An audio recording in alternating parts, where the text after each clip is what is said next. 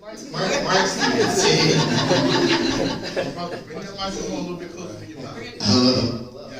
Yeah. Can we give him a round of applause and get that behind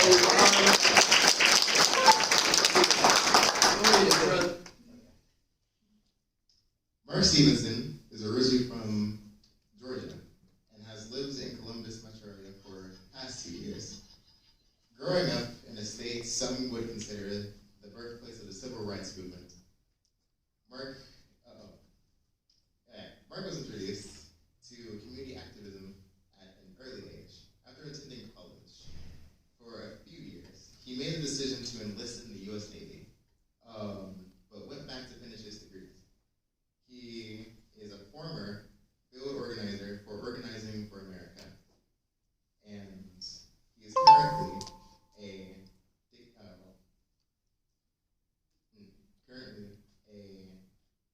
director for talent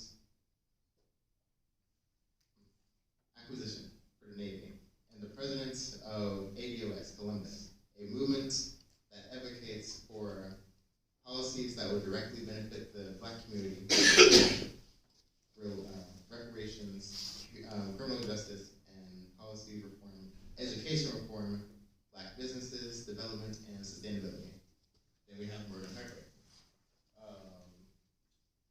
Morgan Harper is currently running to represent the people of Ohio District 3, because 36 years ago, Central Ohio gave her, a newborn with an uncertain future, a chance to succeed. Her campaign is entirely grassroots, doesn't take corporate money, and represents the true diversity of the Columbus community. She supports the Green New Deal, Medicare for all, systematic reparation for the historically economically oppressed, a living wage for all Americans, and policies that look towards a future in which America is a community of diverse civilians that fulfills the promise of the great nation.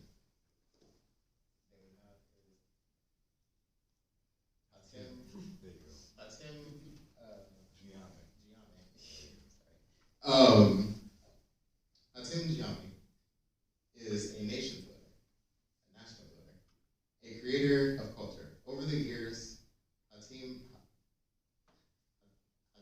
has touched the lives of thousands of people through mentoring and as well with passing down culturally defining folklore and mythological figures. Hatem continues to progress the culture in his current role as an administrator at Millennium Community School. He is inspired to see his life's work accumulates with having multiple people from his network serving in elected officials and other influential seats. The words are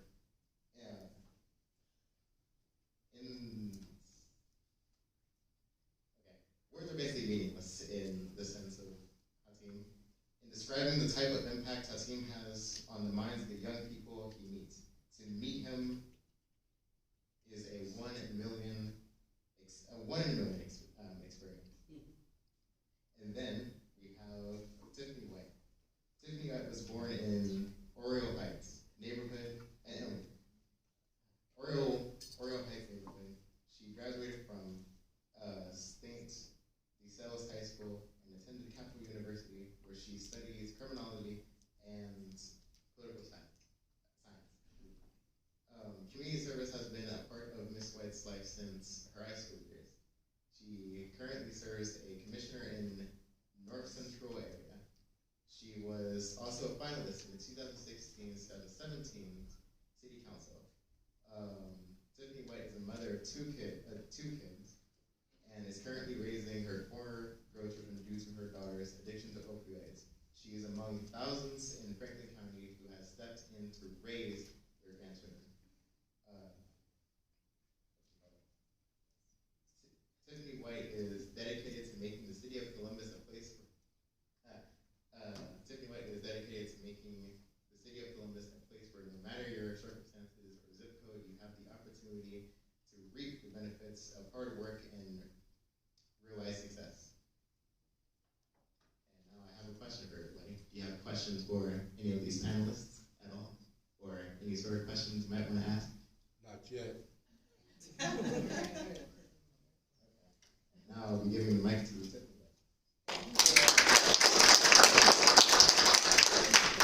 Thank you so much. I appreciate that. You did a great job. You have to give him a round of applause.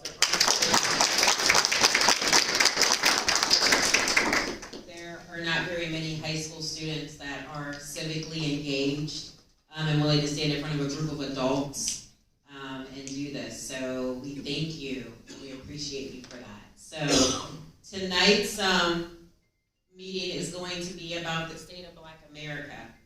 And we got some intros for the panelists, but I have a few questions with regards to Black America.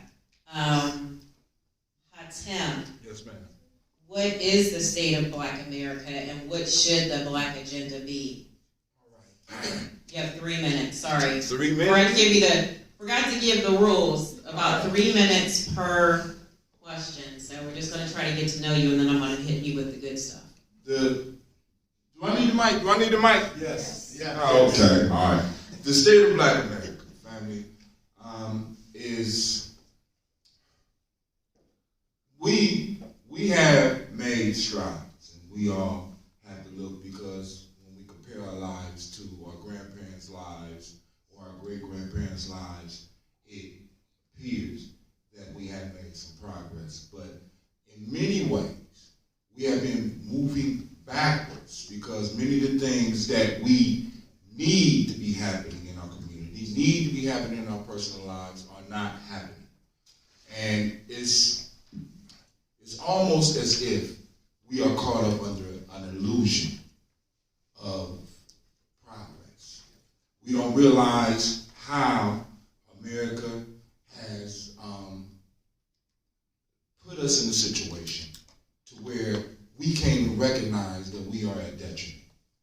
According to the numbers, if we look at the numbers and we follow the numbers, by 2053, we will have no wealth. That's within the lifetime of many of us. And those of us that have children, it's definitely within their lifetime. And this is, for me, a pivotal point for us here in America. Because right now, we have the ears of not only America, not only the Democratic Party, not only the Republican Party, but we have the ear of the world. Through social media and things, we can make sure that people understand where we are. Now, right now, as Mark will go into a little bit more in detail, if you look at the numbers, the wealth presently of a black family is $1,700 if you take out all of the depreciating assets like a house or the car. It's $1,700. This means exactly in the middle. In this room, some of us have over 17. Half of us have over 1,700. Half of us have below 1,700. Now, to exist in America, that is unacceptable. We have, unlike many people talking about, you will hear people talking about, they're trying to annihilate us physically. No, we are being marginalized economically. And we have to come to the realization. And one of the things that we have to be able to do in this moment, because we are at a major point in history, in this moment, we have the opportunity to make sure that everybody knows and make demands, because we have a specific claim to America for reparations. So right now we are in dire need of a radical change in the political system, which is why I'm kind of excited to be on this panel, because I get to share the floor. Thank you. Can you hear me? Yes, ma'am, I can hear you. I can hear you. Okay. You gotta stop me, you already know. No, that's fine. So, Mark, what is ADOS and why is it important for this organization's movement? Thank you. ADOS, that is an acronym for American Descendants of Slavery. It is a political movement based around lineage that is tied directly back to slavery and Jim Crow. So it's a native movement. It's important for us to put it into context when you're talking about lineage, because our ancestors our ancestors were brought here to this country unwillingly, and they were used as labor for about 200 years. And then after that, we had a Reconstruction period. In 12 years of that, you saw black people being able to vote. And then we had the black codes and Jim Crow in the South. And that systematically, you look at slavery and you look at Jim Crow, it systematically stripped all the wealth out of the black neighborhoods. They put us in red line communities where they could depreciate the properties. That was our ancestors. For the military people, for the black military members, they couldn't get a VA home loan. So they kept coming up with laws that systematically institutionalized us into a state of non-existence as far as wealth was wise. So this movement, the ADOS movement, is seeking to right those wrongs and to request from the federal government a demand. Now, we're not asking. We're telling these politicians, if you don't want to get on board with reparations and a form of black agenda, we're just going to vote you out. It's high time that the American government realize that black people matter, especially those who have been tied to slavery here, because that's all we know. Thank you. Yes. So, Morgan, you're running for the 3rd Congressional District, which is the 2nd largest African American district in the state of Ohio. We're the 15th largest as far as women in the district in the state of Ohio, and we're number 1 with children under the age of 5. What would you consider the black agenda, especially in this district, but also for America today? So, as Elijah mentioned in the intro, the whole reason why I got into this race running to represent the 3rd Congressional District is I did feel like exactly what Hatim was saying, representing us in office, and for being honest about that. And before starting this race, I was working at a housing organization and learned a lot about this history of discrimination through housing policy, and the history is all there. And not only became aware of, some of it already aware of, but really seeing the outcomes of it, not just here in Central Ohio, but all over the country, the same dynamic playing out, that we are still living in a history of discrimination and redlining and the denial of wealth to black people in this country. And so that's an uncontroversial statement to me. If anyone thinks that's a controversial thing to be saying, then I really question your understanding of history. And some of the data that we have referenced indicates that. There's the monetary data, the difference in the wealth gap projected to go to 0, which is absolutely right by 2050. There are the demographic and other stats, a double infant mortality rate in the black community in Franklin County, double the poverty rate, failing school systems, poor air quality. I could go on. And so to me, what it takes to do something about this is a combination of things. One. Okay, thank you. We're gonna get to those. Oh, I haven't. We're gonna get to a lot of those topics. So, thank you.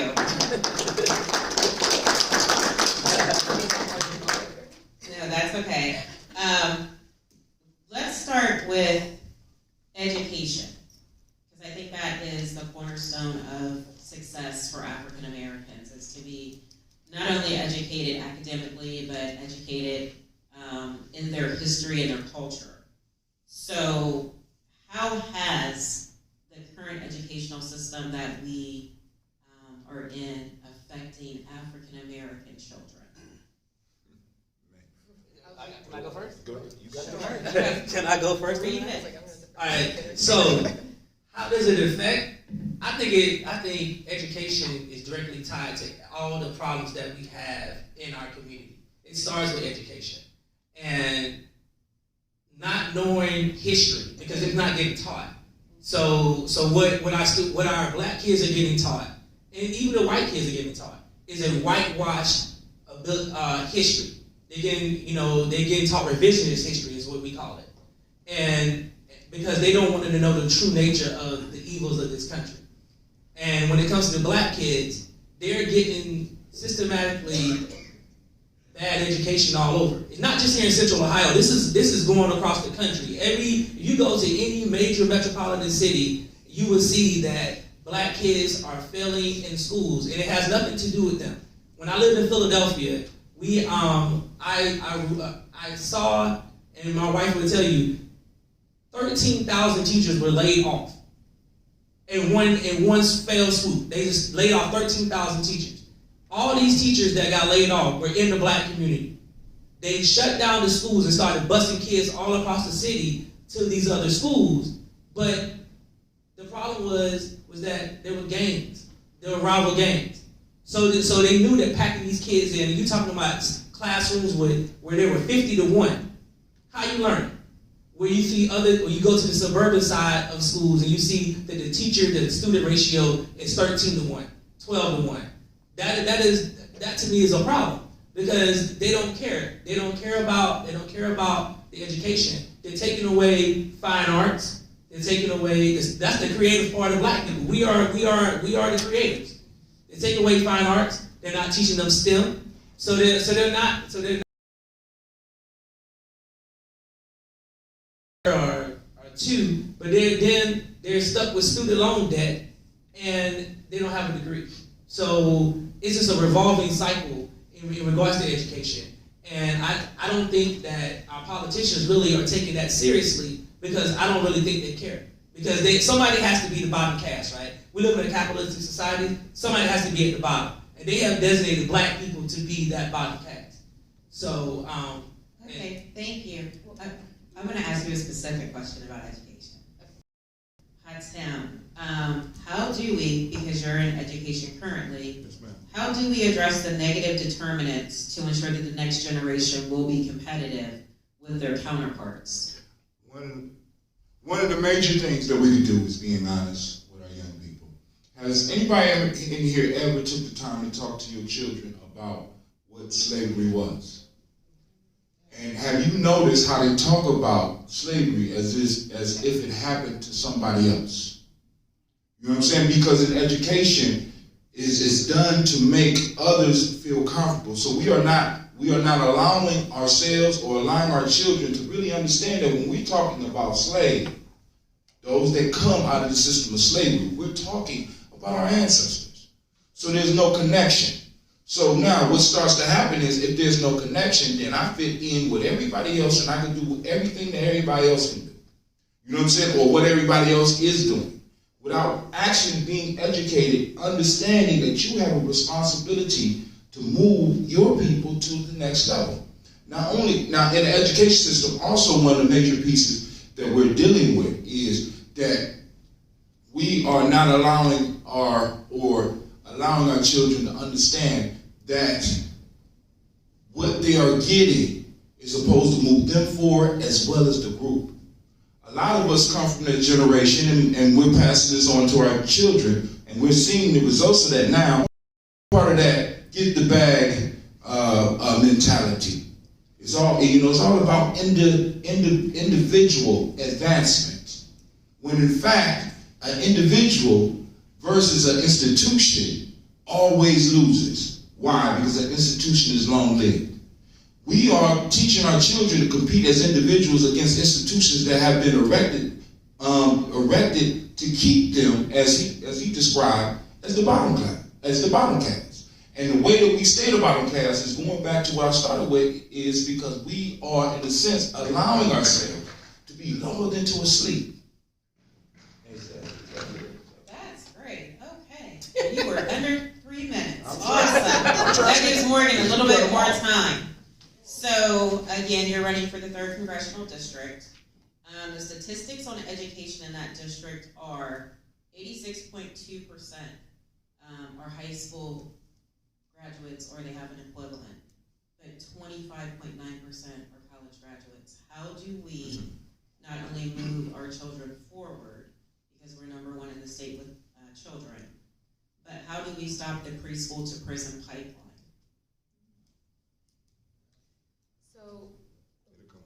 Okay.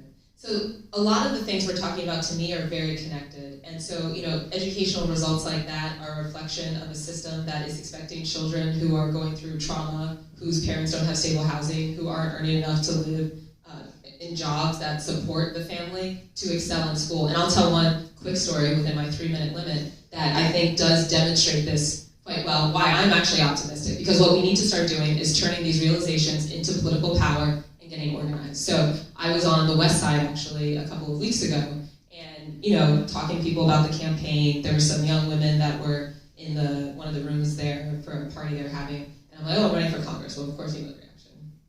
Next, right? Who cares? Because most young people I talk to they don't even know what Congress is. But then I don't know what it was, the sticker, whatever. I'm about to walk out the door, and then one of the young women asked me, "Well, why should I vote for you? Why should I care what you're doing?" And then I'm like, all right, curious, interested. I'm going to go back, talk to her. And then I learned that they both go to West High School. They are working on organizing a protest that we see what you all are going to do to us. You're going to blame us when we don't do well in the ACT and then can't get into college, and you didn't give us any test prep. And these women are 16 years old. So we're not playing that game. We're getting organized, and we're going to call this out now so that you don't get to apply your failed narrative to us. And that was pretty striking for me, because that was a reflection of why I actually am hopeful about this moment, but we have to get to work on getting organized, because all of these things are connected. So a lot of times I get reactions about my platform as, Morgan, you're talking about everything. And I absolutely am, because we've had a generation of, pretending like things are not really happening, centuries for a lot of the issues that we're talking about, and we need to get real right now, because we don't have a lot of time to address some of this stuff.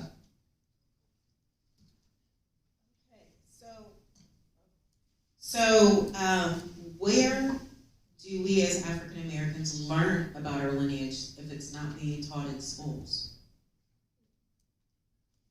I know my answer, but... Now, of course, we know a lot of this starts in the home. We have to start doing the research ourselves. We got to start having those discussions. We got to start sitting our children down in front of the elders, even if they're not related to you. They all have stories that they can go and start getting our children to get a connection with the history.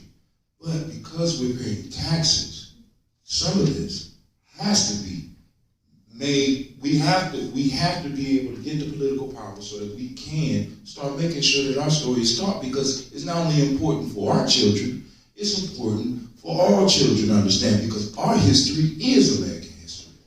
If you take away our ancestors and you remove them from American history, there is no America. Let's be honest about that. And we need to be proud. We need to be proud of that, even through the pain. You understand what I'm saying? Because when it comes down to it, we are more American than anybody else here. The whole institution is built up on our backs, and we have to start understanding that, and we got to stop allowing others to take that away from us. That's all I got to say. I really don't have anything else to add. No, but seriously though, it does start in the home. I think that we got to be honest about ourselves, and we got to do the research for ourselves as well. One thing that my wife and I, we've been doing is we've been tracing our lineage back to see where it goes. So we can show our kids that, so they can be proud of that, and get them in front of their grandparents and their great-grandparents while they're still alive, so they can have those experiences of sitting down with grandma and Mima and while they're still here. Because there's a lot of knowledge there. So, and also, we got to look at it, if we don't pressure the school systems to teach the history the way it's supposed to, we get a revisionist history. And our kids become disconnected to their own culture and lineage because they're being told different stuff.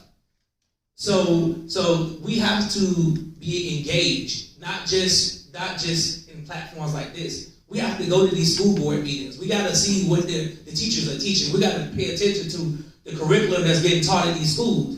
And if it's not what we want it to be, then guess what? We need to be at those school board meetings. We need to be at town halls and forums and everything else, and raising holy hell so they can change it. Because the only thing I know that politicians move on is fear that they ain't get reelected, and money. And we ain't got the money to push them anyway. So all that we can do is fear them out by not voting for them no more. And getting people in that are going to do those things. So that's all I got. Can Morgan go? Yes, ma'am. I knew you had a rebuttal when you leaned back. I was trying to get your attention.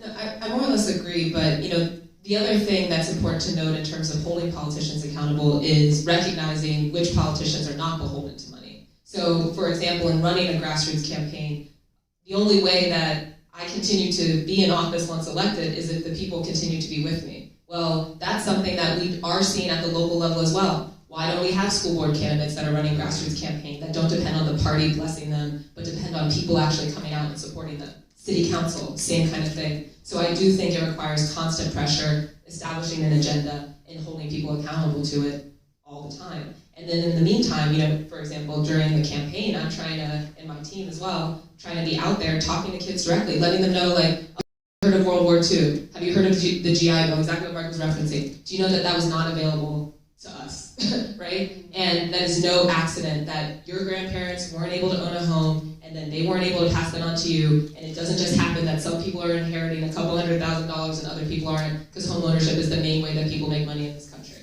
So these are, I think, educating people about the systemic nature of this can empower young people, especially, to recognize their own power. I just wanted to follow it up because there was this group, and they might still exist. They're called the Daughters of the Confederates. Y'all ever heard of them? Yeah. They changed the whole curriculum to change the view of America on the Civil War. Now, if they were able to do that, we should be able to get what we need our children to hear about their history, not just black children, but all children in America. We should be able to do that. They determine what should be put in the textbooks, and if the textbook wasn't the right textbook, they got it about the school. Family, we got a lot of work to do, but it's possible right now. Okay.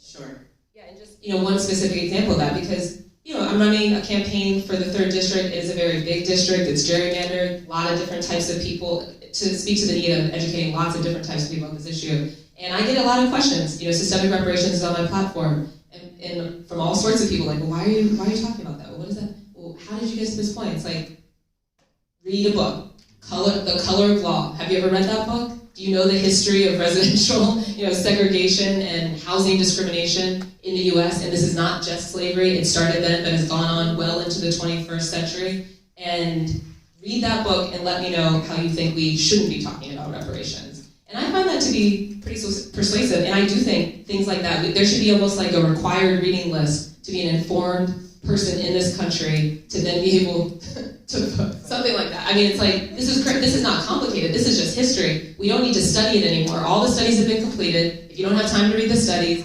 look up New York Times 1619 report. That'll just take a little bit of time, and let's get to work and actually implementing an agenda. But I think people spend a lot of time in the swirl of like, well, what are you talking about? Well, this is going to be complicated. Well, why are we doing it? It's already complicated. So now let's start addressing what's happening.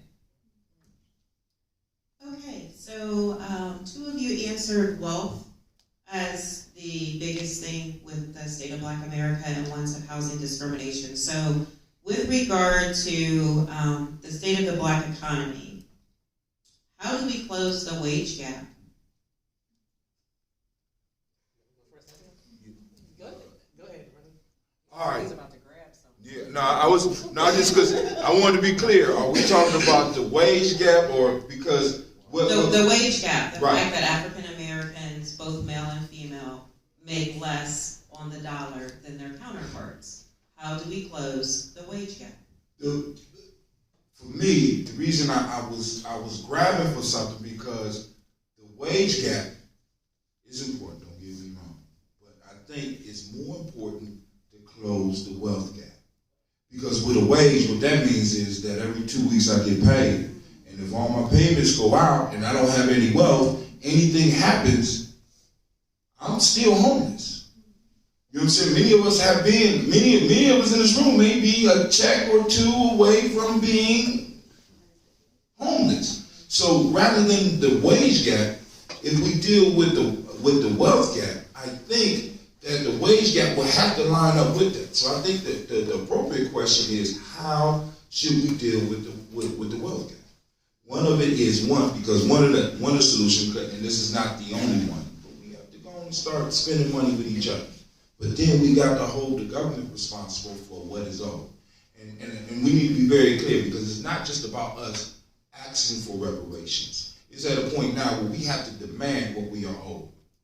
And some people are going to come to you after we get done talking, they're going to be like, why y'all keep begging for reparations? I got a question for you. Has anybody here ever been late on a payment on anything, and the bill collector called you? When the bill collector calls you, do you get on the phone and be like, hey, why you keep begging for your money? The debt is the debt. The debt is the debt, and we need to make sure that we are very vocal about that. All of us, not just the Morgans, because these are rare right now. But we are going to be able to produce a whole lot of these, family. I'm just because what they're doing right now is going to be historic. We are in a historic moment. We are going to be able to change a lot of things in our lives as well as everybody else. Because in the description, and I'm done after this, they always use this description, a rising tide lift all boats. Family, we are the tide. Black folks are the tide. Once it starts rising for us, whether we're talking about the wealth gap, all other issues that we have will start disintegrating. Let Kim Morgan go. She shouldn't go. Yeah, sure. Well, just on the wage specific, I do agree that an emphasis on wealth is probably more important, but with the whole campaign and the policy issues I talk about, we're kind of thinking of the systemic fixes and also some of the like day-to-day things that are happening, and wages would be one of those things, and discrimination in wages. And so one of the policies I'm backing is Green New Deal. I think a lot of the issues that we're seeing stem from this absolute reliance on the mentality that the market will save us. Well, when the market is also controlling our politicians, trust me, it won't save us, right? And we see the results of that. And so, Green New Deal, for example, one of the things I'm backing, that would include a jobs program that would pay living wage jobs, and it's laying out a priority for Black people, other communities of color that has been lacking from other major federal programs. And so that's an important piece there, because then you apply pressure on the market, and the market needs to respond to increase wages, and then it does connect again, and I can't emphasize this enough, to the need to stay organized, electoral power, to also have that power translate into the workplace and have people call out when there is discrimination happening. But I do think applying pressure through different types of jobs being created will also increase wages.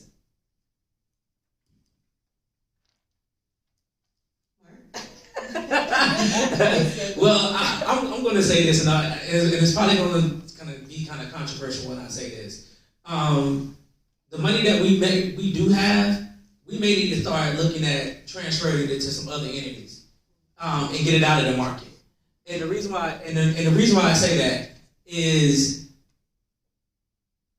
if we keep relying on the stock market, and we know how they do with the value of the dollar.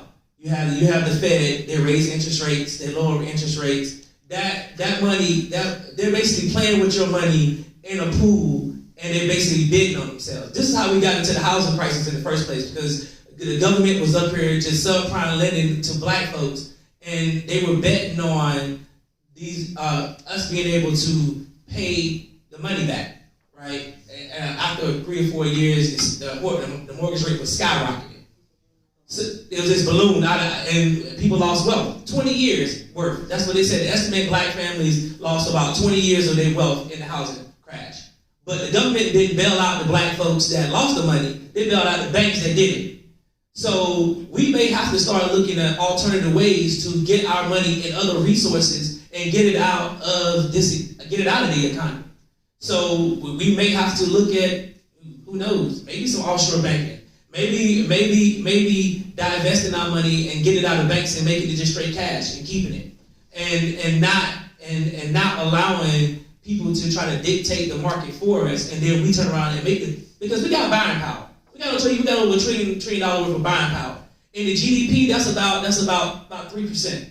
So we can really make some strides. But while we're doing that, we also got to look at how the government is disproportionately dealing with wages. They want to raise the minimum wage to $15 an hour. All right. Okay. Oh, whoop-de-doo. All right. But what is that going to do for the day-to-day person that's out here working that's already behind their white counterparts? So if you raise my minimum wage to $15, but my white counterpart is making 83% more than what I'm making, so they get $19, I'm making $15, I'm still behind. So raising the minimum wage, yeah, it seems like a good thing on the surface, but how is that going to balance out the wage gap when black women are making 53 cents on the dollar compared to white men? And then, they break it down to white women, and, it's all this, hey, we got to stick together. But white women are making more than black women as well, too. So, like I said, we're at the bottom caste. So we got to look at those things when we're talking about wage inequality. And that's going to have to determine, like, getting more politicians in line and having voted for them to go in and change these bills. So if they beholden to the stock market and Wall Street, then they don't care about you on Black Street. That's what I look at. So you all don't think that increasing our wages will give an opportunity for some type of savings for wealth?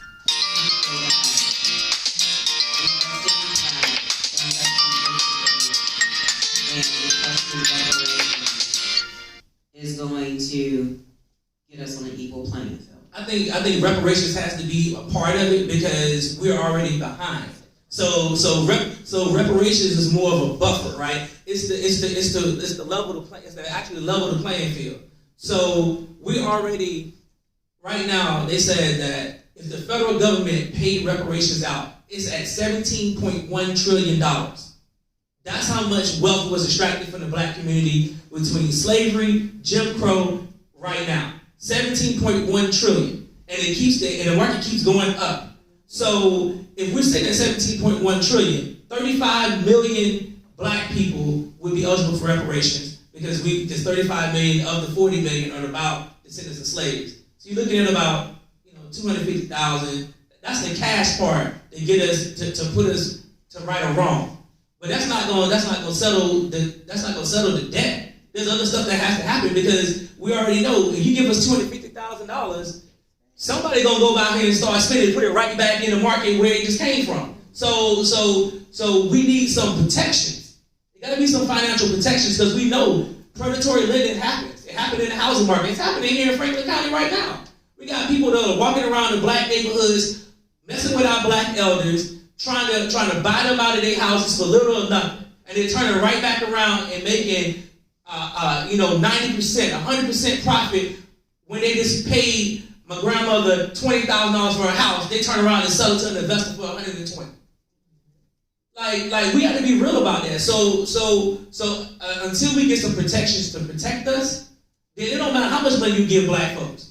All they're gonna do is predatory. They're gonna come with their predatory hands to get it out of us anyway. They need to get it back into the market. So that's why I think that we got to look at other ways to keep the money so it doesn't get recycled back in. Okay, that leads into the next question of reparations. Morgan, you spoke of systemic reparations, and Hatim and Mark, you're speaking of reparations, period. The $250,000 per person, how do you get those protections, and at what level would those protections come from? Are you talking federal, state, local, or okay? And how do you achieve that? Well, now let me say this: the same way we achieved what happened with the civil rights, step by step. Now, also, it's all about grooming politicians like Morgan. Those that are willing to hear what we're talking about and to go into these offices. For example, I think it was you that told me that in 2023, do y'all know all of the seats for the City Council of Columbus is up for grabs? How many of y'all know when we will be eligible to put people on the school board? You know what I'm saying? Right now, this whole system is basically up for grabs with votes. Now, she said in the motto, what's important about the motto that she said? She says, I'm a grassroots candidate. I'm not beholden to any company. She's beholden to us. And as far as we could push her, that's as far as she could go. So family, the question is, we are the change that we've been waiting for. And we need to be able to put ourselves in position so that we can speak for ourselves in these halls. Whether we talking city, whether we talking state, whether we talking federal. Because we can make all this happen. Right now I'm working in a school where we got over 500 children. What happens when we start planting seeds with them? And they start looking and wondering, why my grandmama don't own a house? Or why we live in this neighborhood? Or why my parents can't pay for me to go to college? Why are they depending on me playing football to go to college when I really don't like football? I don't like, you know what I'm saying? We got to get them to start thinking. And that comes with the whole education piece. So we start by educating ourselves and then also being bold enough to have the conversations with others. Because we're going to make people feel uncomfortable. And we're going to make change. Because change don't happen when everybody's comfortable. Right now the Democratic Party is comfortable with black folks. So this is why they're not really concerned about dealing with us when it comes to reparations, because they're comfortable, because they already know most of y'all gonna vote for us anyway. You know what I'm saying? Y'all gave them your vote. I already know how you vote. I know your vote better. You know what I'm saying? So what happens when that shifts? When we start coming and we start having conversations with politicians. Well, who's supporting you? And we start asking questions like that. And we start bringing our children to those city council meetings, and we start getting them to start learning how to ask those questions and be confident. Listen, I'm telling y'all right now, within the next 20 years, if we are serious, we could be running this whole city. One of my goals, and this is just me, one of my goals is to make Columbus one of the first cities to be like, we on board with reparations. By 2020, let's say by 2028, if nobody else has done it. City council is up for grabs. What we doing? How many of us in Columbus? Yeah. There's 300,000 of us here. How many people go to the polls on these events? There's more than 300,000 people in Columbus. And I'm talking about us. A third. Well, I know the third district has 30%. Do we have enough to get at least 3 seats? Yeah, sure. Okay, so maybe it's waiting for us. Maybe the solution is waiting for us to decide that enough is enough. Well, I'll just say on the stats, the third district, like I said, all in Franklin County, includes most of the areas where we live in this district or in this county, because it was gerrymandered, because the black vote is safe. And so 90% of the people, though, in the last presidential primary, so that's when voter turnout is higher, when there are also Democratic presidential candidates that are on the ballot, did not vote. People are winning with 10% of people voting. 9%. So when I launched asking me, Morgan, how are you going to run a grassroots campaign and have a chance? It's like, well, 90% of the people haven't spoken. So, I feel like we've got a good shot. And I do think that is a very, very important part of this, is just recognizing the power within and getting organized. The last election that we just had, the mayor race and all the city council seats, right? Nobody that was in that race got over 100,000 votes.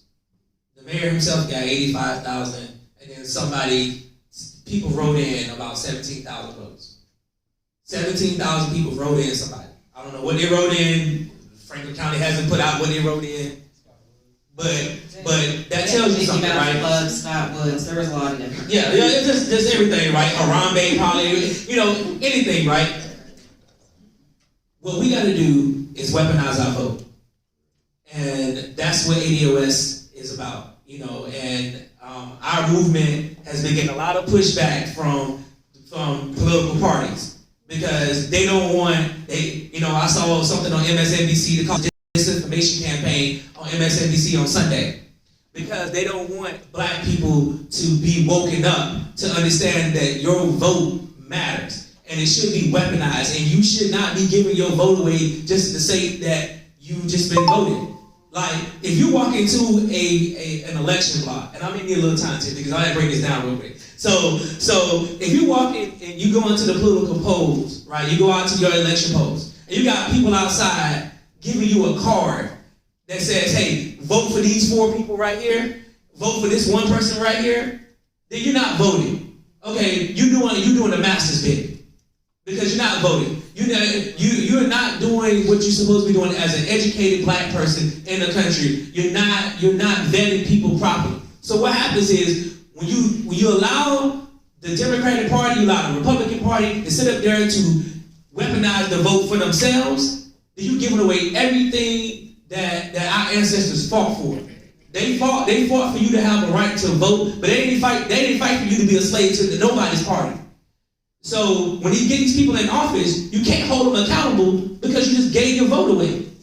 And you didn't read anything in the when they come out with the booklet for the, what is it called, Tiffany? What's the booklet called that has all the questions that they ask the candidates? The voter's guide, yeah. The voter guide. You're not reading the voter guide, but you got a slate card that says this is the official ballot for the Democratic Party. You just go right in there with the little ballot. I was outside watching people because I was out there campaigning for people to say, hey, no, we need to stop this. Y'all don't go in there and vote for these folks. Do you know this person here is getting endorsed by the Democratic Party, but they also getting endorsed by the FOP. These people out here killing us, and y'all have to go ahead and vote for these folks, and y'all don't even know what it is. What's the FOP? You don't know the Fraternal Order of Police? But you have to go ahead and vote for these people. And then they get in office, and they're not beholden to you, they're beholden to the FOP, so when another black man gets shot in this city, we want to go marching in the streets, but it's too late, because you had the opportunity not to put that person in office in the first place. So we got to weaponize our vote, and we got to be able to vet candidates like they're supposed to, so we can get grassroots people like Morgan in office. Because guess what? When she gets in office, she's not beholden to a corporate entity or Wall Street or whoever, pharmaceutical companies, whatever. She's beholden to the voters. And we can go there and say, hey, Morgan, why did you vote like this? Why did you vote on this bill like this? But we can't do that. We can't do that if we just sit up here just showing up on election day with a card that we got in the mail from the Democratic or the Republican Party and say, okay, well, I'm just going to go vote for these folks. I don't know nothing about them. Don't vote. You're doing more damage by voting for people that you're voting against your own interests. You don't even know it. So you might as well just stay at home. Okay, Mark. I'm sorry. We can go ahead and get into voter stuff. I'm sorry. No. I'm sorry. That was my next topic. Oh, I'm sorry. You forgot yourself. That's okay. I got a little something. No, it's exactly. So how many people have heard of the sample ballot here? Just curious. Okay, that's pretty high.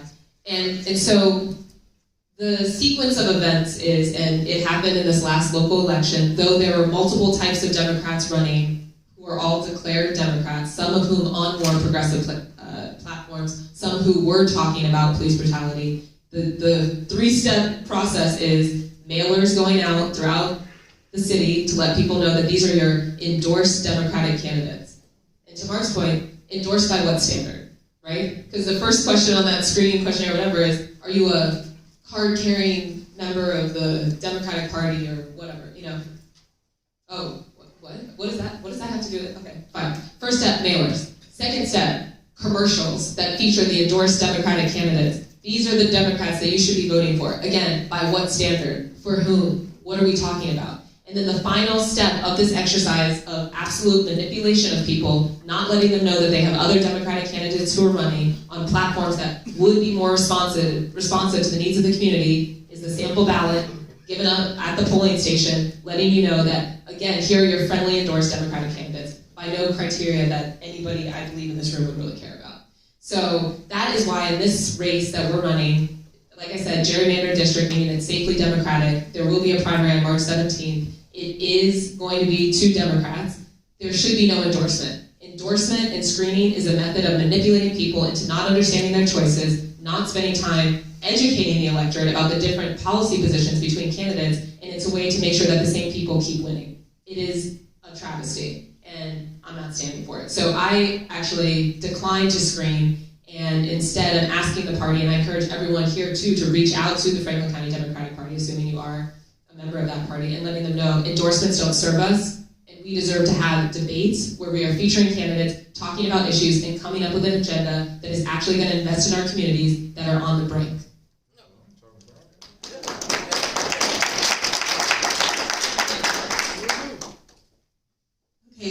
lot of voter suppression that we read about across the United States. Do you believe that there is voter suppression in Ohio, or particularly Franklin County since we're in Columbus? And how do we address that suppression and overcome it? I think so. We just talked about it. Sample balloting is a form of voter suppression because it allows the electorate to be swung a certain way for certain people. And when we think about the term voter suppression, we always think about getting your vote taken away or policies that stop people from registering to vote, right? But we don't talk about the policies that manipulate voters into voting a certain way. That is the other form of voter suppression. And you know, we saw the purging of the rolls here. I don't think that we don't have people like convicted felons not knowing that they have the right to vote. Can you repeat that? So convicted felons who are not incarcerated not knowing that they have the right to vote. Because as soon as you get out of prison, you have the right to vote again. You don't have to worry about serving out parole and being off of probation before you can vote. As soon as you leave out of those walls, you have the right to vote again. So I think that as voters, we have to go out in our communities and get these people to vote. Because the one thing that I know for sure is that elections are won by 1 or 2 votes. I just saw a city council article out of Boston. A lady won a city council seat with 1 vote. She won by 1 vote. 1 vote.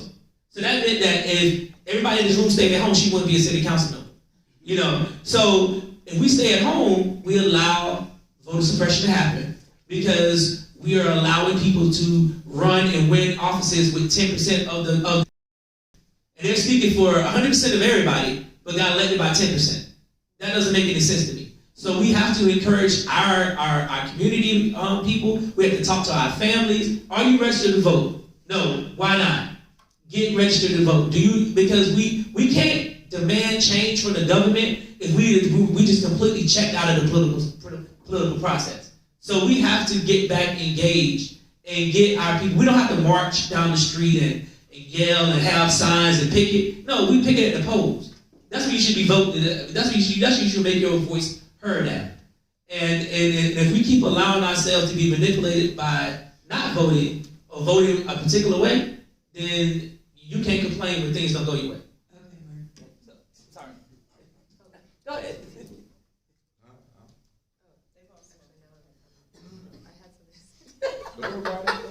Voter suppression. Oh, on the vote so thank you. He got you all frazzled. No. No, I was just so enraptured by what Mark was saying. So, no, I do think that this felony point is very important. I can't tell you how many people I meet while campaigning, particularly, in the 3rd district, particularly among not even young black men, also older black men who are being released from the system that have shame around the fact that they have a felony on their record. I try to assuage people, don't worry, every other person I meet has a felony on their record, right? And by the way, that's probably due to a system that was created for you to fail, but we have agency right now to change things. And so we have to get that message out. I actually was campaigning in Whitehall, and there was a young man who was working at a food truck, and I was like, introducing myself, I'm running for Congress, and his employer at the food truck intervenes to say, stop talking to her, you have a felony, you can't vote anyway. I was like, that is wrong, okay? And this is the type of thing that's happening. I just happen to see that. Only imagine the things that are happening all the time, and people saying this is just like Florida and you can't vote. So that is a really important message to get out there, because I also think we need to be investing more in the training that people are getting while incarcerated to set people up for success upon release.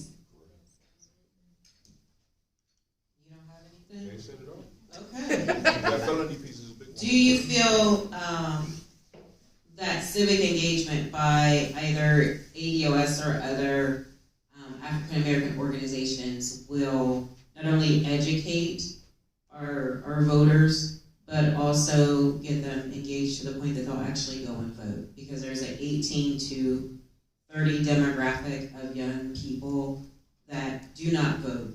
They feel that their voice is not going to be heard. And then you have those that are 40 to 55, a lot of folks coming out of incarceration that also feel the same way, not because they weren't informed, but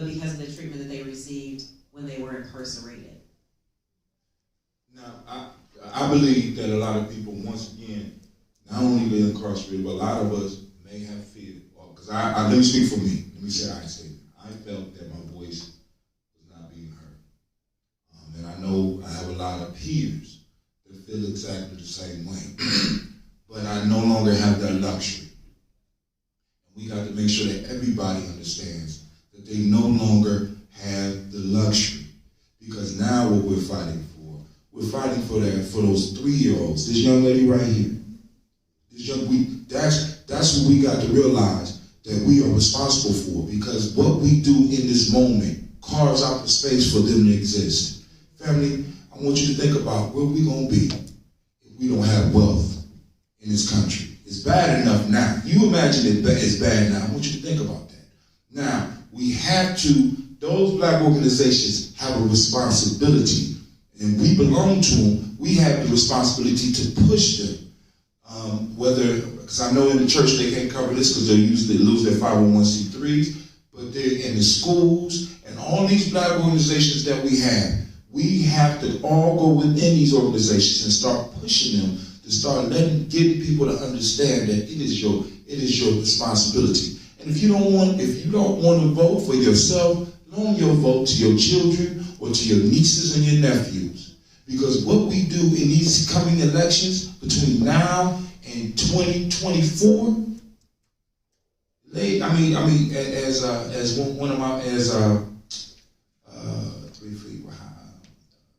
La Soul says, the stakes are high, family. The stakes are high. And we're giving it away. I think the organizations like ADOS, we've carved out our space, and we just getting started. But we're gonna need the NAACP, the Urban League, NAN, and all these other organizations that want to be in this space too, to actually play ball and do what they're supposed to be doing. Because I think a lot of them have been, they've been co-opted. And we know, especially in the black community, we know what happens. You have a movement, some people start bringing you some money, and then you shut up. And that has happened over and over and over again. We get co-opted and get destroyed. So now, once they rendered you powerless, then your voice is no longer their concern because you beholden to them now.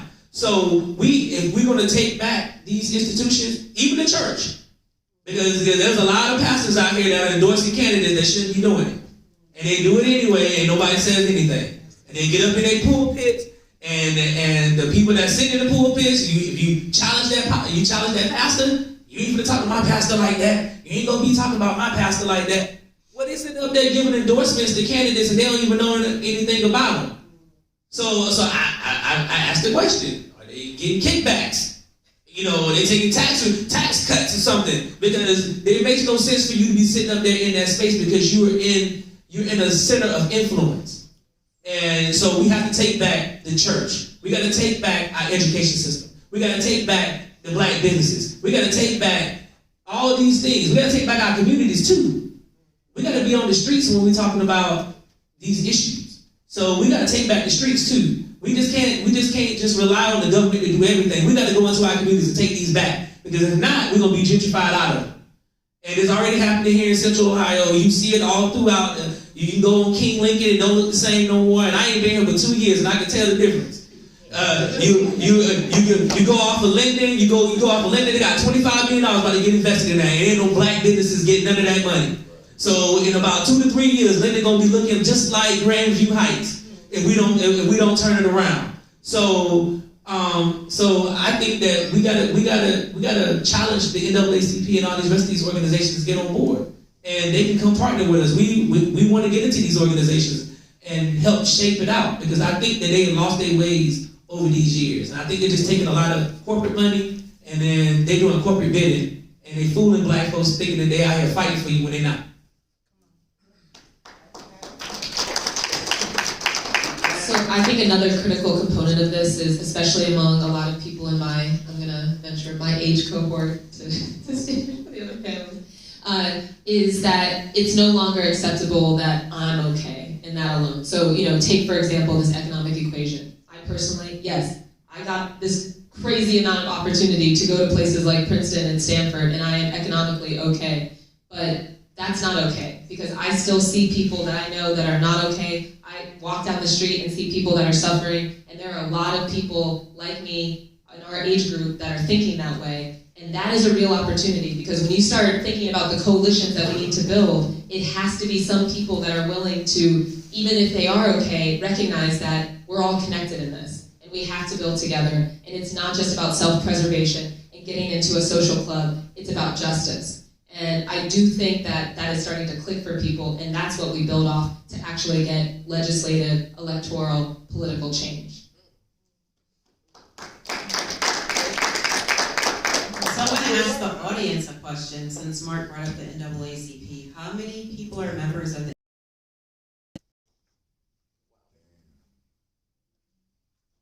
Is there a reason why no one else is? That's the power that we're not using. It is, because if there were individuals that are in this realm, and if there were individuals, if every one of you were members of the NAACP, you have voting power to vote in your NAACP leadership. Just food for thought. Next question.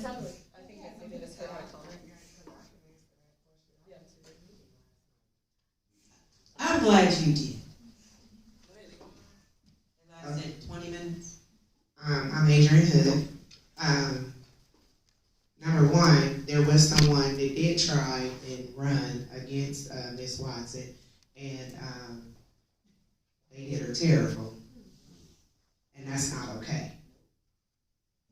I went to the meeting last night, and Ms. Watson decided that that was the time to talk about the pictures that I posted with her standing there with Quinlan, with her standing there with Ronald Bryan, and she decided to bring that out there. Thanks be to God for him being my keeper, because it almost got bad last night. But I did send them a very detailed email today, and I told them that I would see them soon. So, back to the question of why some of us are not members of the NAACP is because it's another organization where we are powerless because of the individuals that are sitting in the seats, and they bully people into not moving them out of them.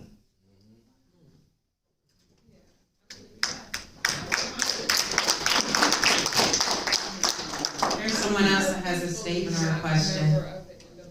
Because they have had systemic problems from the state level down for years. I mean, I was personally there when they elected a new slate, and then we didn't get a new slate because they decided that election was invalid. So it's a conscious decision. Same thing with me. I'm from Detroit, Michigan. Same issue. You go to those meetings and you see how unorganized we can be. You see the potential and how we're not maximizing that potential. You see the classism. You see a lot of structural things. And I'm sorry. And my problem, holistically, is that we feed off white validation and white approval and everything. Like your white friends, your white peers, your white lover. It's not real self-love to the point where I feel comfortable like joining some of these parties.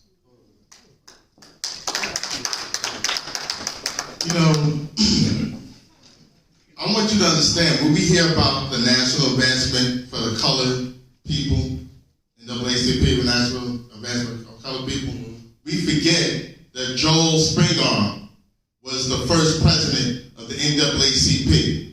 He was a white man.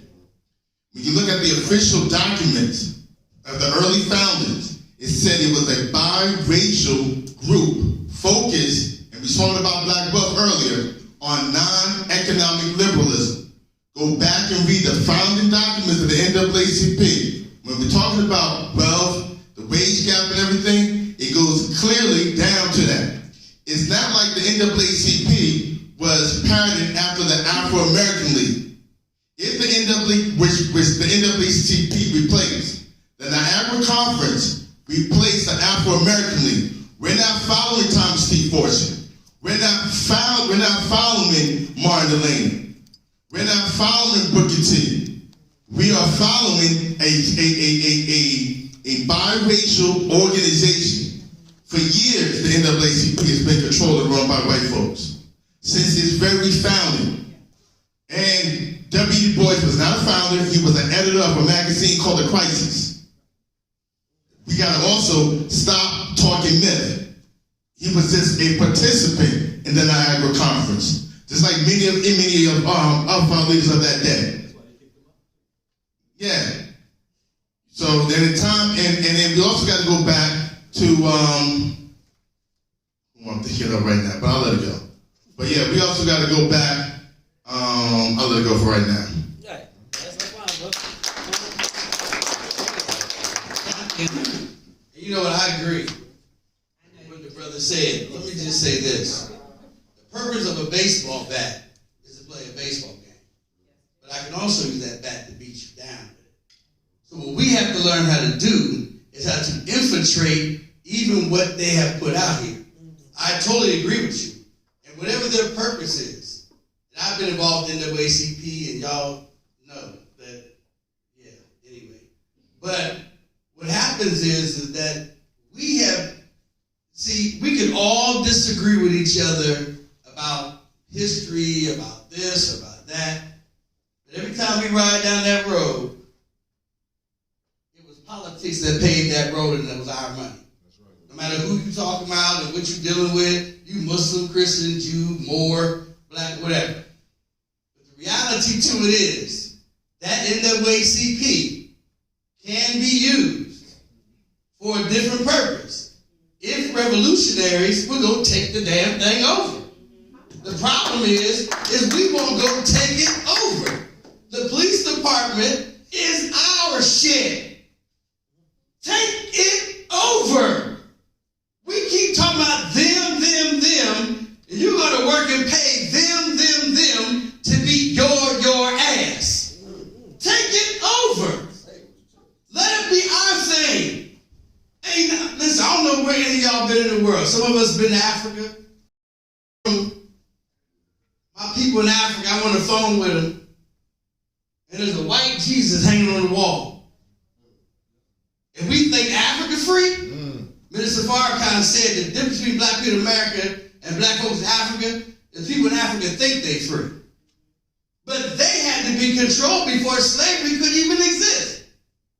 So our problem is we don't understand counter-espionage. So you got to infiltrate. I'll give you an example. I see all the black revolutionaries in this room that got opinions. I ask people all the time. I'm going to ask you here, and I'm going to let this mic drop. No, I'm just kidding. How many black grocery stores do we have in Columbus? And if you know the answer is because you talk to me, please do not say that. How many black grocery stores we got in the city? Tell how many? None. One? None? Where's my grandfather from? Does anybody know? Panama. No. Puerto Rico. No. No? That's where part of my family is from. Okay. My great-grandfather is from a city called You said Hargeisa. grandfather. You tricked me. My great-grandfather, Hargeisa. He's from Hargeisa, Somalia. My daughter, 13 years old, she speaks fluent Somali. Is she black or is she Somali? She a black woman. So, how many black grocery stores we got? Somalis are black, Ethiopians are black, Senegalese are black, Jamaicans are black. Do you understand what's happening here? Mama, where are you from? Trinidad. She's black. So what I'm saying is that we keep talking about we revolutionary, we won't even go to the black grocery stores because we don't even think we got one or none in Columbus. How the hell can we build wealth if we're ignoring the fact that we all family in the first damn place? No, we have been divided, but my point I'm making is we'll drive right past people. So my point here's where I'm at.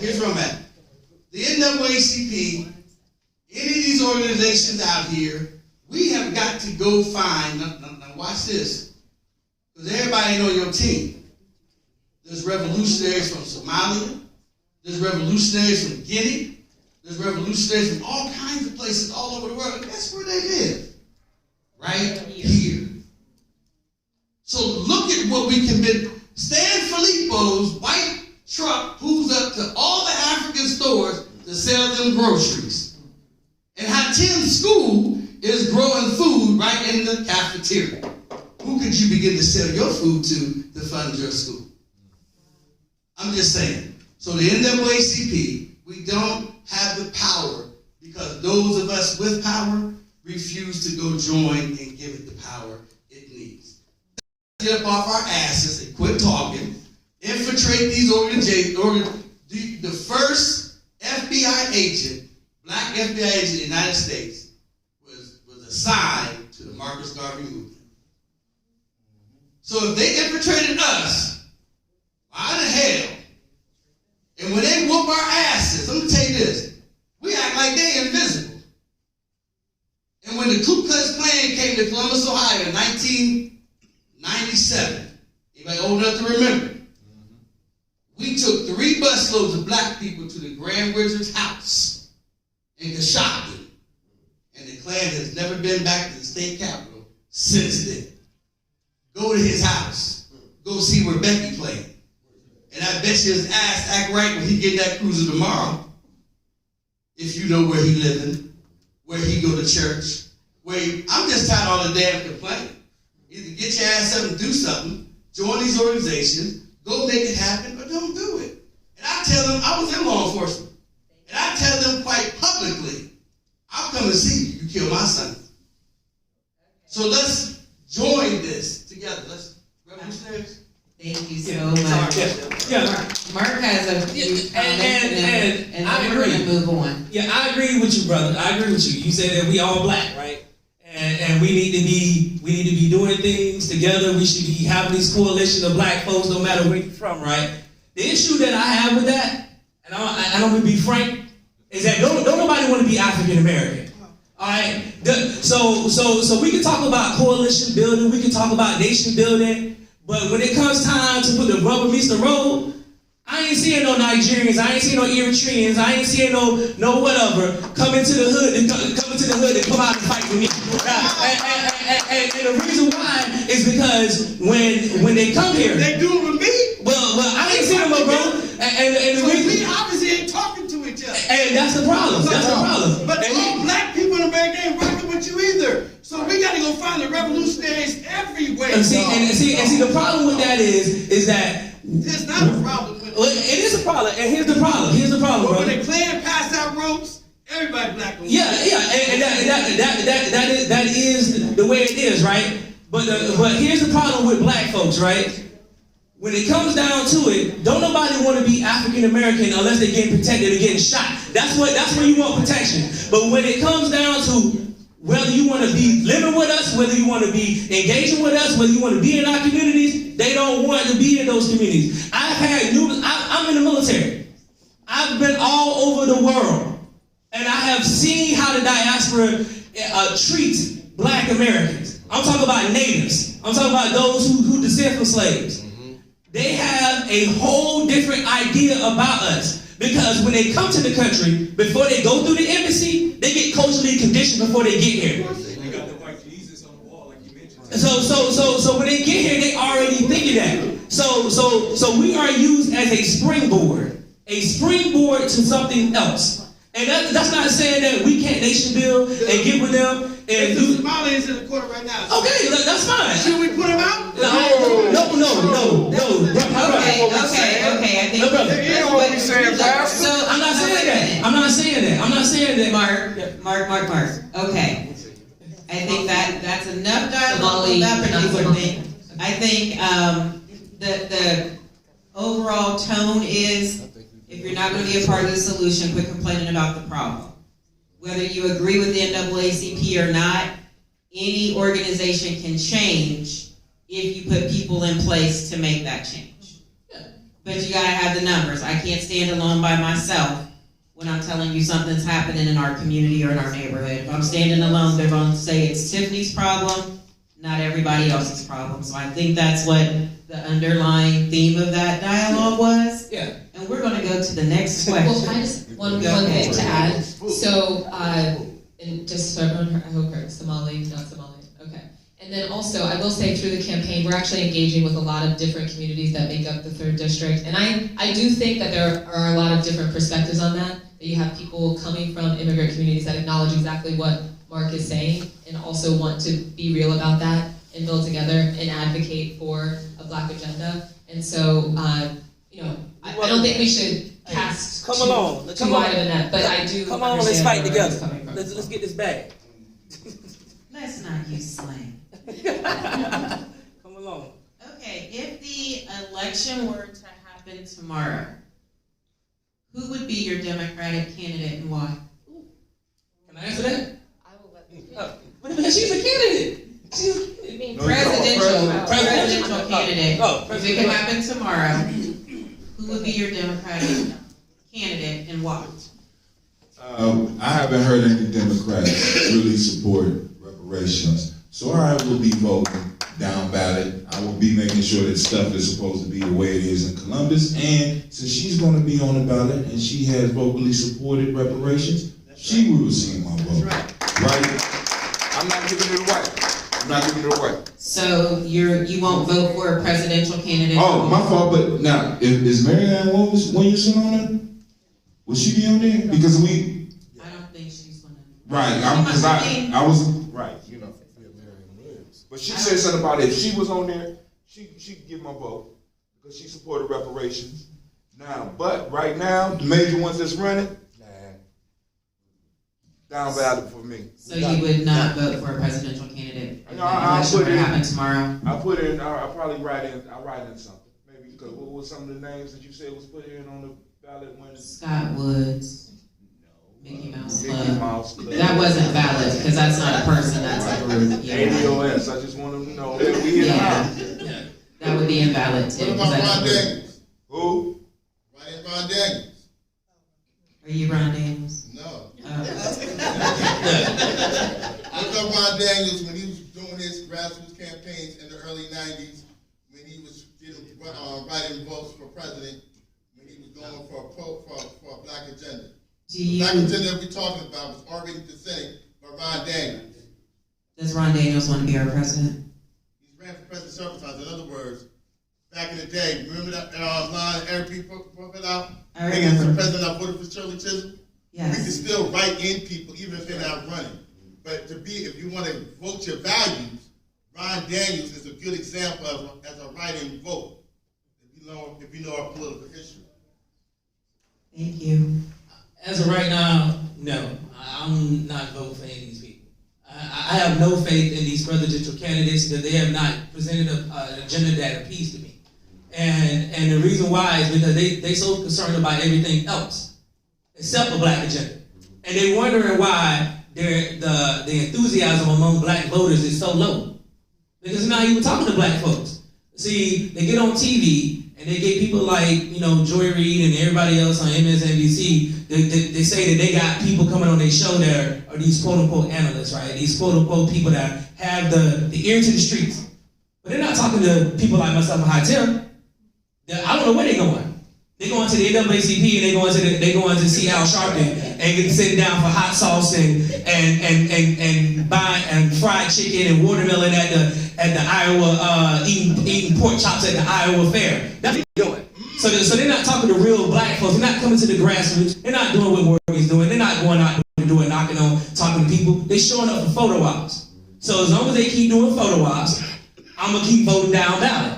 Because I think it's important for us not to give our vote away, and I said that earlier. Because if you go in there and you go vote for somebody, then they're not beholden to you for anything. So I think we need to make a statement. Either A, play ball, have a black agenda, or you get no vote. And that's what my t-shirt says. No black agenda, no vote. And I mean that. I mean that wholeheartedly because we cannot be beholden to anybody that's not going to do the bidding for us as well. We matter. 35 million of us, 40 million of us are in this country. We matter. And we keep voting. And every time our issues keep getting kicked down the road, kicked down the can.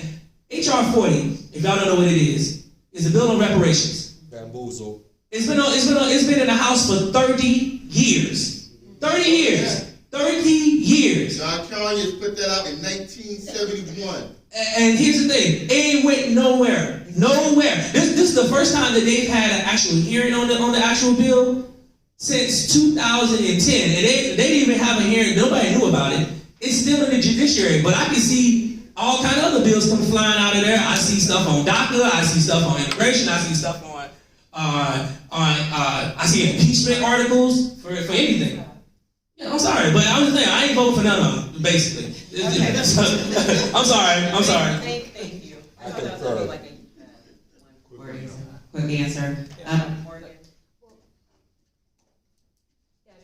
A lot of the policies that I have included on our platform in the campaign do match with what some of the candidates are talking about. So I do think a big step to getting to the place where you can launch your own business, in addition to having potentially like capital injections that are coming from systemic reparations, would be making sure you have healthcare and we're not beholden to employers providing that keeps us trapped in jobs that we might not like. Making sure that people have also stable housing. And some of the candidates are also talking in a very real way about federal policies that will address police violence. And so, I'm happy to see that coming to the top of the agenda as well. So you also don't have if you were to vote for a president tomorrow, all three of you wouldn't vote for anyone at this point? You don't have a candidate that sticks out in your head? I didn't say that. Okay. I was just referencing some of the policies. Oh, okay. No. That's the question. Don't say that for her. For me and him, no. for us. So you two wouldn't vote for anyone. No. So in essence, your vote would go to Trump. Well, I mean, if that make it... No. You said no. Morgan is the only one who didn't give an answer to that. Because we're going to have an argument about that. So if that's what No, it's not to have an argument. It's to say this is the exact same thing that happened 4 years ago.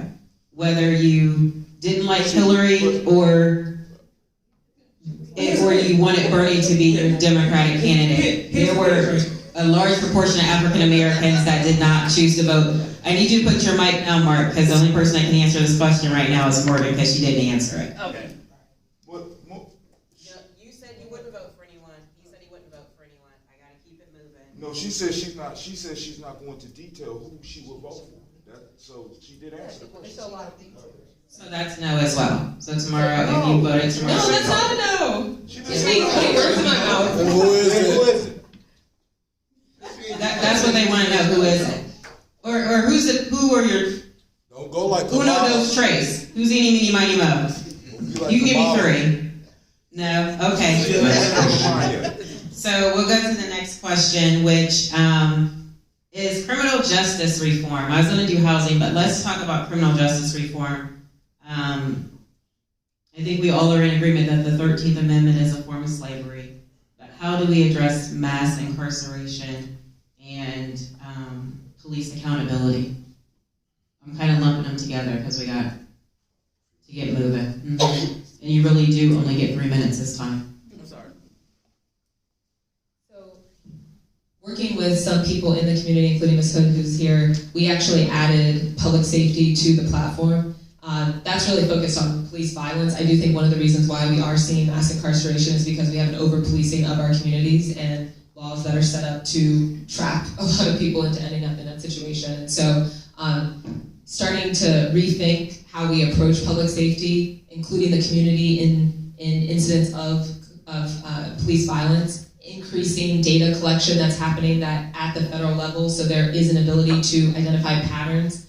Take the 3rd District, for example. We spend a lot of time in the community talking about the Columbus Police Department, but Whitehall is in this district, Reynoldsburg is in this district. I don't hear a lot of better cases of things happening, particularly for young black men and, mostly young black men in these communities. And so I think we need to have federal solutions that are getting at national policies that are going to prevent incidents of police violence.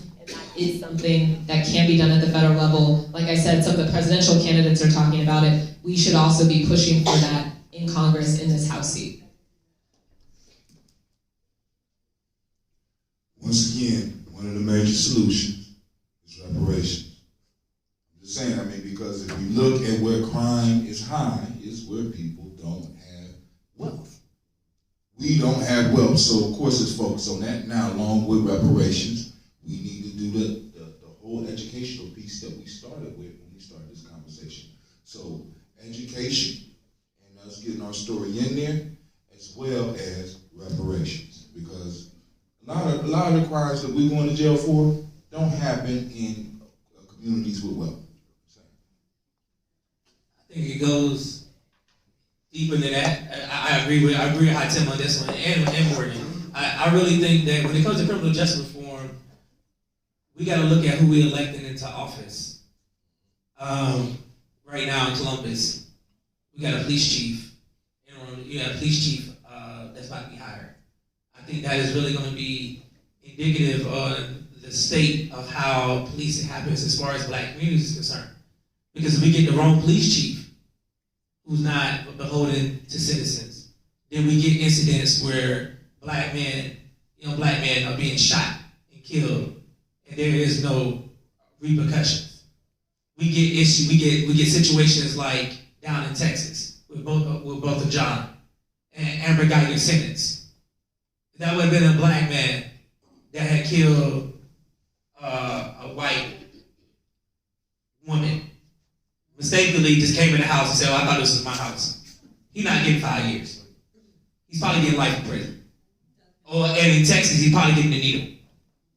So we gotta be truthful and honest about this, because I think that when we look at these politicians, we gotta figure out who they beholden to. Because if we keep letting, and that's why right now, if you're not calling the mayor office every single day, demanding that Perry Tarrant is the new police chief and not the interim police chief Quinlan, then you're doing a disservice to the black community. Because if you would have been at that candidate forum that we were at, you would have heard the things that Perry Tarrant wants to install. That's what I'm talking about, being politically engaged. Because if we sit back and allow Columbus to do what they're gonna do, Columbus is gonna do what they're gonna do. And we've had 27 years ago, you had to report. You had a matrix report. DOJ comes in and says, "This is what we need to do." And none of that stuff gets implemented. Consent decrees. Who's the police chief? See what I'm saying? So if you got somebody that's a change agent, guess what? We gotta demand change. And that requires us to be engaged in not just that. And I think that goes to everything else. So I think it kind of works itself out when we vote in the right folks. Okay, thank you. There's a gentleman in the back. Do you want to make a comment before they finish, or you want to make it now? If I can make a comment. Sure, absolutely. So, Get the mic, bro. check. I would definitely say there needs to be a private, independent investigation of all political, and legal and policing mechanisms within the United States across the board. Which means that it's easy to do. You can just go to their social media pages and see if they're involved into hate groups, which are also identified as terrorist cells and organizations, which domestic terrorism is the word of the day. So identify our true enemy in this conversation, since we're talking about ADOS. Who is our enemy? White supremacy, which is an ideology, okay, an inferiority complex by narcissistic mental health patients en masse that were bred into this ideology, and then also the mental health of African Americans who deal with cognitive dissonance, Stockholm syndrome, and other different forms of systemic trauma that was unaddressed in their family culture. All of these things are dealing with the sustainability and the longevity of white civility, which is now challenged because now there's such an access to information in real time. We don't have the excuse of I don't know when you have an $800 computer in your phone. So really quickly, I don't want to take up too much of the time. There's some things I want to say, but I took down some notes, but I don't want to go too long-winded with this, but I do want to say that we collectively in this room have power economically and socially. But our biggest thing is ourselves. We have to work together and agree on something, guys. You know, at the end of the day, if you're looking at Trump as your problem, we had racist presidents before. And it never stopped any one of us from making $1. Now, I'm not looking at Billy, who's sitting next to me saying, I'm making $1.15 and you're making $2.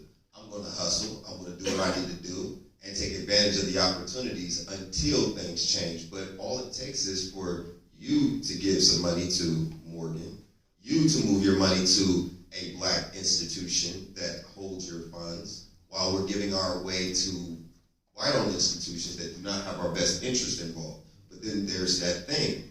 We're dealing with mental health here behind all of this, because all this action and talk is meaningless if we don't agree and take action. So all I can say is that while we need to investigate our police forces and everything else, black and white, because those are the same people who are posturing for these white supremacists, and they want the opportunity to be close to them, live in their neighborhoods, have a certain bag like them, or anything, because we have self-hate. We're programmed to hate ourselves, and it has worked to their advantage for such a long time. We need to subtract the emotion, organize, and be very, very, very passionate. Just as we are passionate about these conversations, be passionate in our actions to work together. Thank you so much.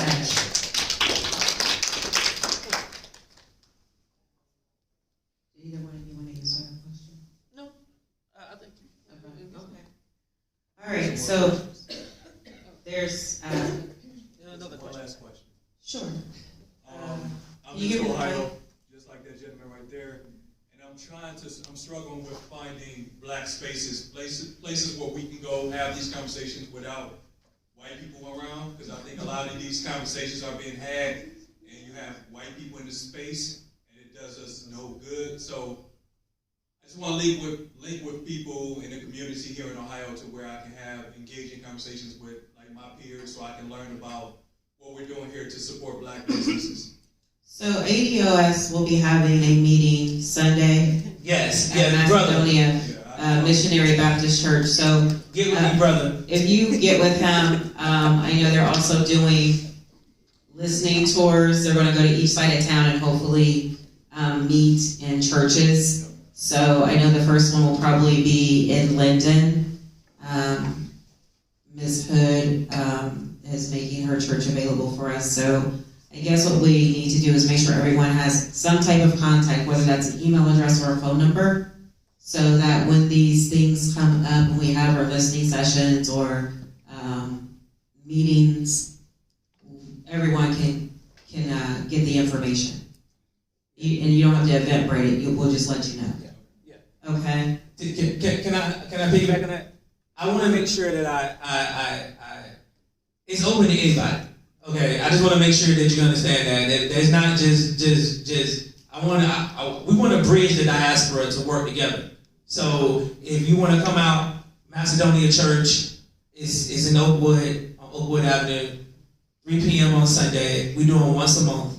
And then we're going to start these listening sessions throughout. Like we have in the state of Black America, we're going to have a state of everything else that's going on around this city. Because I think that we can make real change. But that's going to require brothers like yourself to come out. Myself, Tim, my man Butch. It ain't a lot of us. It ain't a lot of brothers stepping up to the plate. Like we allowing females to lead, and I have no problem with that. But I need some brothers in the space too. You know what I'm saying? We need some brothers to step up. And because we can be in here and be braggadocious and boast and brag and get all huff puff and be tough, but then we get out in these streets and we quiet as mouse.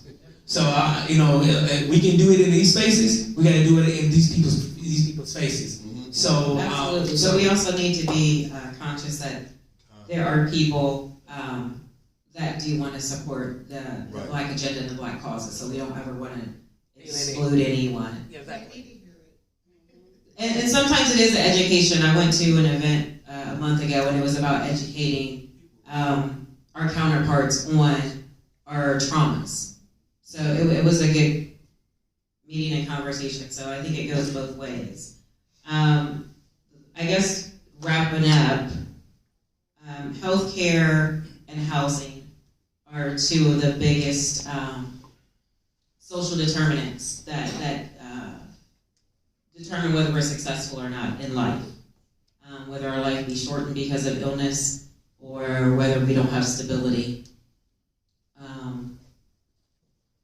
We have been over several decades in the Black community living with devalued property redlining, gentrification, homelessness. How do you address the housing situation as well as the health care as when it comes to African Americans? He held something up. I have no idea what that is. Time. Okay. So, as I mentioned before, I'm backing something called Medicare for All. What that gets at is just the principle that everyone should have access to health care. We currently are in an based system, so it depends on often your employer offering you health care, and then if you don't, you can go to the exchanges through the Affordable Care Act. This system isn't working because it hasn't achieved that everyone has health care, right? And it's actually a historical anomaly that we even find ourselves in this situation where we depend on companies, again, the market, to decide that they want to offer us health care. That was only because after World War II, wages were frozen, and the way you competed for labor was to offer benefits, and healthcare became one of those benefits. So there used to be the case that you had even Republicans that were advocating for universal health care because it's actually a very rational, economically efficient policy that we are behind every other major industrialized nation in this entire world in doing. So I think that is a really important thing to accomplish, and there's movement building to do it. Thank you. Can you do housing real quick? Okay. I thought it was being pretty quick. No. Okay. I had an announcement.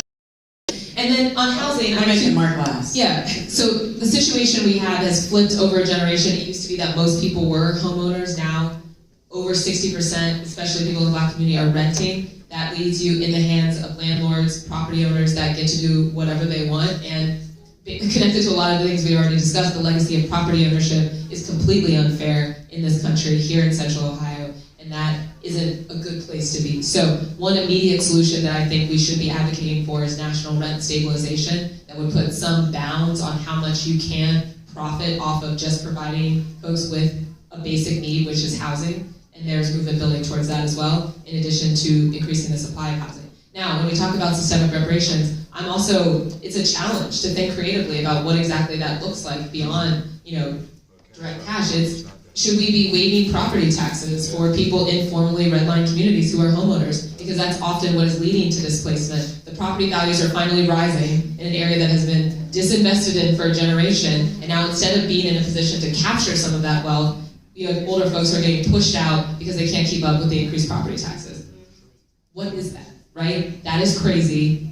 We should just waive that. First of all, we shouldn't even have people probably at that age even paying taxes in these communities, and certainly not property taxes being the way that they are not able to get an asset to then pass to the next generation. Tim, do you have anything on healthcare or housing? Or both? Just the common thread with what Brother Hatem is talking about, his family, the key point is reparations as far as Black people. And I have to stick to that. We have to be honest about it, that we are going to have to force these people to pay what they owe. We got to force this country to pay what they owe. Okay. That's the United States of America. United States of America, because if you trace slavery back, slavery was sanctioned by the United States of America, supported by the United States of America, defended by the United States of America. So we have a legal justice claim, a justice claim that we have to push. So I think everybody knows what I say, and I want to be clear. I'm not saying sue white supremacy. I'm saying take our claim to the United States of America. And also, we look at some of the stuff that's been going on in Columbus, and we deal with Columbus as Columbusites. You know what I'm saying? But then on a national level, we have to be bold enough to take it and say, pay what you owe. Thank you, Mark. On the issue of housing, that's a near and dear to my heart. I think that we have community leaders have to be out in the communities and recognize what's going on in our communities when it comes to the gentrification era, right? We got to stop that. I love beautifying the area, but if it's gonna let my grandmother and my granddad out of their house, then I don't want it. So I'm all for national rent control as well. I think it's a real good thing because I don't think that you should be able to double up on a house. When me and my wife were moving from North Carolina to New Jersey, we were used to have months rent up front plus the security deposit, right? When we got to New Jersey, it was double that. So they want 3/4, twice. So we were looking at a house that, housing market up there was crazy, and being in the military, I got an allowance for housing. But they wanted us to pay $6,000 just to move in. Move into what? A 3-bedroom, 2-bath house? No, I'm not paying you $6,000 just to move in. So we initially went and moved on base, but when you think about what's going on here, I see tax abatements all over the city. I see it all the time. I work in Grandview Heights. I see tax abatements for 15 years, but guess what? Ain't no black folks living in Grandview Heights. They're not getting these tax abatements. When the Short North Posse was hanging out in Grandview Heights, there was no tax abatements going on. All of a sudden now they done tore down everything over there. Now they got money for tax abatements for 15 years. So you go down the street, they want to build condos, $1 million condos, right down there when they want to build this new stadium for the Columbus Crew. They want to start tearing up Sullivan. But, they didn't want to do nothing when we in there. I mean, the mayor himself walked down the street and said, oh, it's terrible here. But damn it, it's been terrible. But you don't care about this. You don't care about this. You want to do this for a photo op. No, you got people out here that really, really need these communities reinvested in. And when it comes to healthcare, it ties right into that. So yeah, I'm for Medicare for all too, because I think healthcare is a right. I shouldn't have to worry about whether or not I'm gonna pay my bills or pay this doctor bill. You know what I'm saying? I think that everybody should have a way to get health care, and it should be free. I don't think nobody should pay for anything. I think we should be able to go to the hospital, you get seen, and you leave. And that's in the UN Charter, right? United States founded the UN, 1948. Health care is in the Universal Declaration of Human Rights in the UN Charter, 1948. See, the issue with the UN is that the United States got more power than the UN than any other country. I think you missed my point. I think the United States started it, right? Yeah. It's really an extension of U.S. foreign power.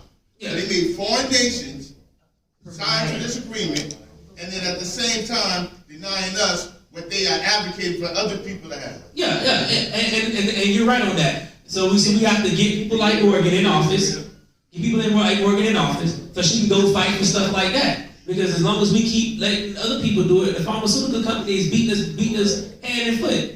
Insulin is skyrocketing. The guy who did it. Thank you, Mark. Oh, so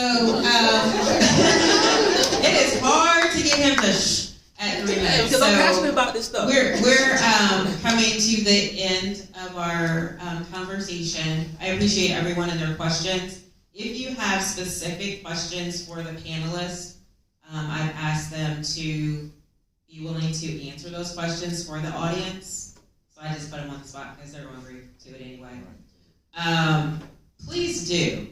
And in the back, Kwesi has a petition for Morgan. If anyone would like to sign her petition for her to get on the ballot in March for the 3rd Congressional District for Congress, for U.S. Congress. I like praying for it there. I apologize. We do have elections coming up. I have registration forms for those who are not registered or those who have not voted in the last 3 years, because you probably have been purged. And we don't want you to go to the ballot box either in March, which I hope you vote in the primaries, but definitely not in November and not be registered to vote. We want to make sure that on all of our social media sites that we post that felons are able to register to vote, because I've also encountered individuals who said, I have a felony, and you have to educate them on what their actual rights are once they come out of incarceration. I would add February 15th is the deadline to vote, and then to register to vote, you have to do that before February 15th. And then the way that we build and win people power movements is with people. So please do sign up to volunteer, canvas. It's all grassroots, like I said, and we need people engaged to be able to hit our targets. So more information in the back. And then I want to thank our panelists. Can we give them a round of applause?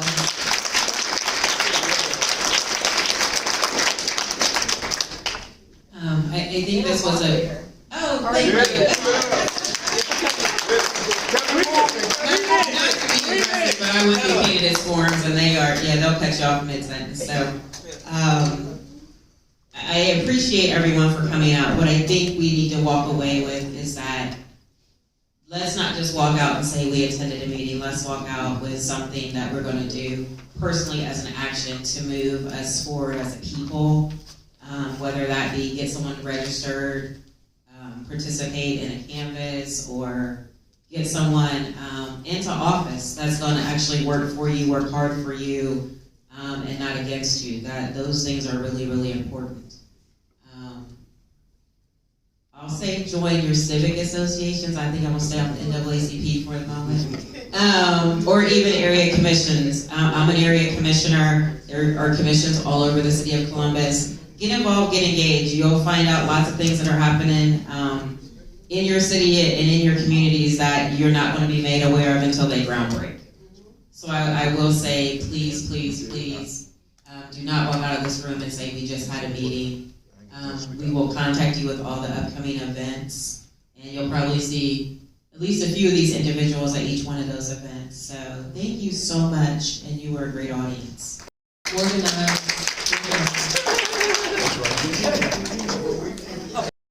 You gotta get a picture. In front of the table, please. Over there? Are you really in here? Like, I got my contact. My contact. You know, where is that? Elijah,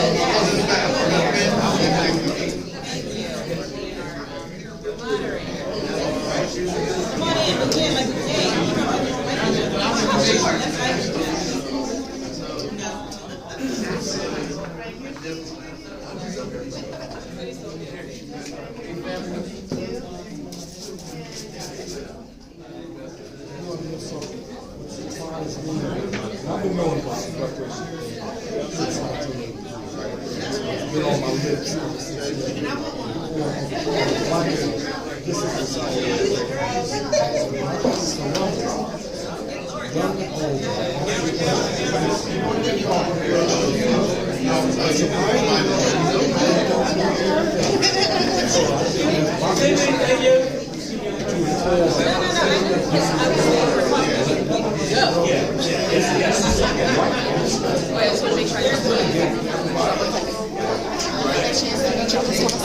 I'm Shauna.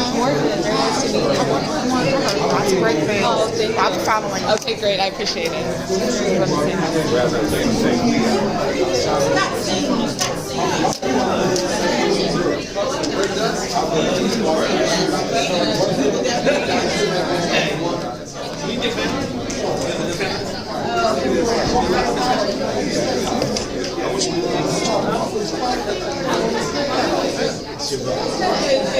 Hey, how much you doing, young man?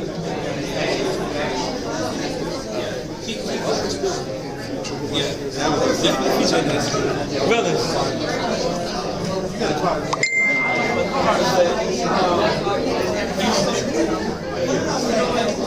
I'll write down.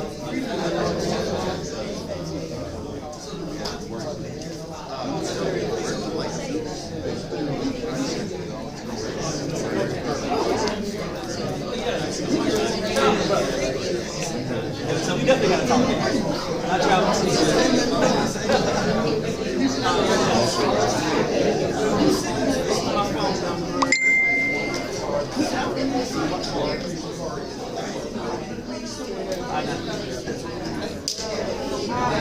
Your next meeting is when you wear? Sunday at What's hot?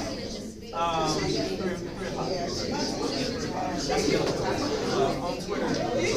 That's fine.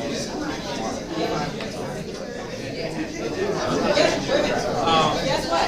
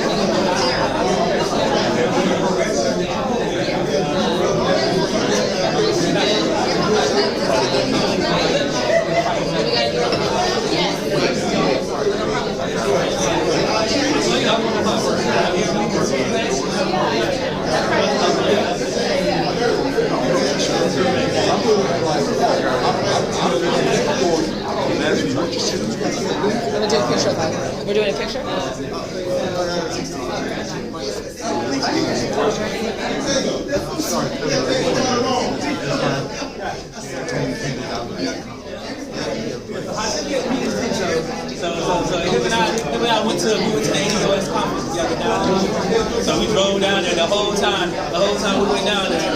We were just talking politics the whole time we went down there.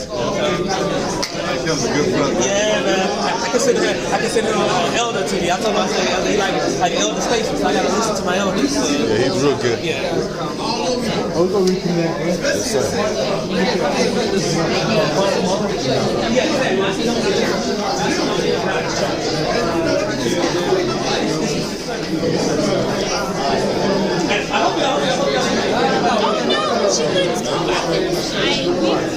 I was just going to say a comment on maybe the piece about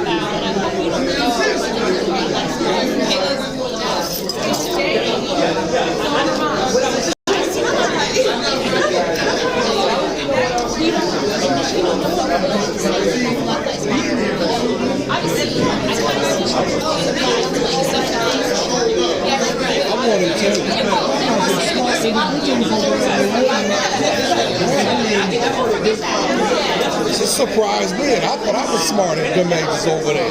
But them kids over there are smart. Man, that made me feel good. Thank you. Yeah. So how many of our kids you know? I remember, I know one for sure, Antonio Weaver. And Antonio Weaver, he is great.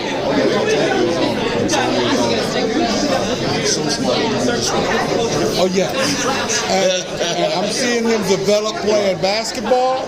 He's gonna be something if he get on it. Right. He got that type of mind. Right. But I'd like to congratulate y'all over there once again, and you're gonna be seeing me at these meetings. Because I used to work with James Ross with the police officers. Yes, right. Yes, sir. I helped him move to Atlanta, and that consent decree. It hasn't been followed in Columbus, because I don't want to see more black men, black women, black children getting killed by these cops here. Because a lot of them don't have residents here in Columbus. You need to be a resident here in Columbus. Absolutely, I truly do that. Right. And reparations is the key. And then I found how I got here in Columbus. I tell a brother over there that I'm down in St. Louis, Missouri. I'm watching TV. I turn TV on, I see the state capitol. There was brothers fighting a child on the state house lawn. I said I had to be here. Well, welcome. Thanks again. Thank you, sir.